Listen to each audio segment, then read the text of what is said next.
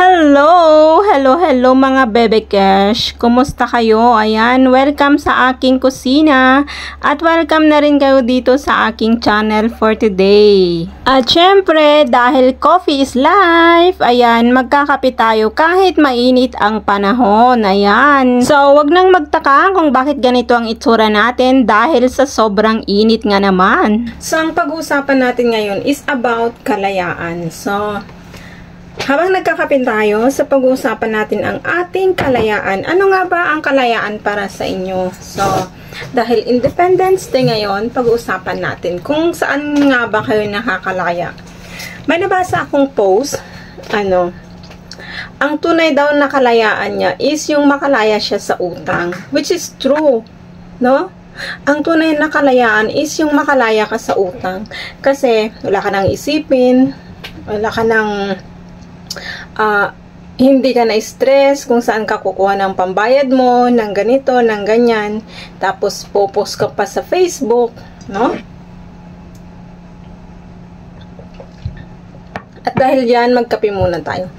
So, yun, nagbasa ako sa mga comment, which is, ang ng mga comment nila na mahirap talaga maging mahirap.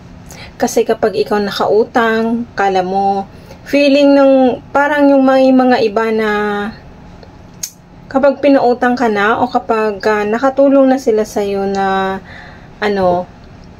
parang nabili na nila yung buong pagkatao mo, no?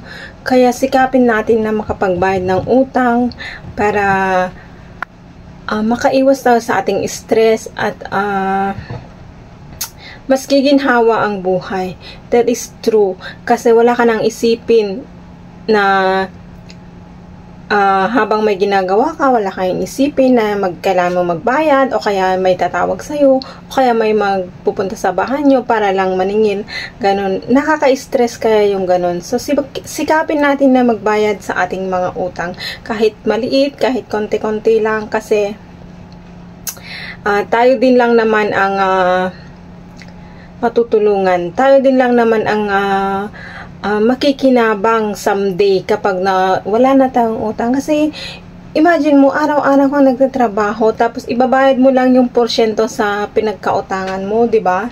Kaya, mas maganda na maging malaya na lang tayo sa utang. Kahit konti lang magbayad tayo sa ating pinagkakautangan para maramdaman naman natin na free tayo sa ating mga utang. Ayan. So, paulit-ulit na ako. Paulit-ulit lang sa utang, no?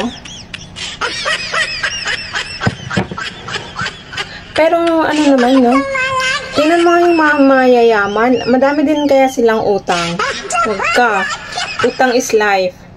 But, let us make sure na kahit konti lang, nagbibigay pa rin naman tayo para mabawas-bawasan naman yung mga stress natin. Kasi kapag kahit araw-araw kang nagtatrabaho, kung napupunta lang sa utang, sa interest, edi paano tayo makakalaya? Paano tayo magiginhawa sa ganong setup? So, piliin natin ang laging maging malayang malaya sa ating mga utang. Pero kung sa palagay mo is siya na ang dapat mong palayain, edi palayain mo na, huwag mo nang pilitin. Charot. Joke lang. So, ayan guys, pasensyahan nyo na kung ano man na itsura natin ngayon kasi sa sobrang init ng panahon, ito nagkakape pa tayo, kaya ganyan ang itsura natin ngayon. Ang init, tapos kape, so pawis talaga. Pawis ang abot natin. So, salamat sa panonood. See you again next time. Bye-bye!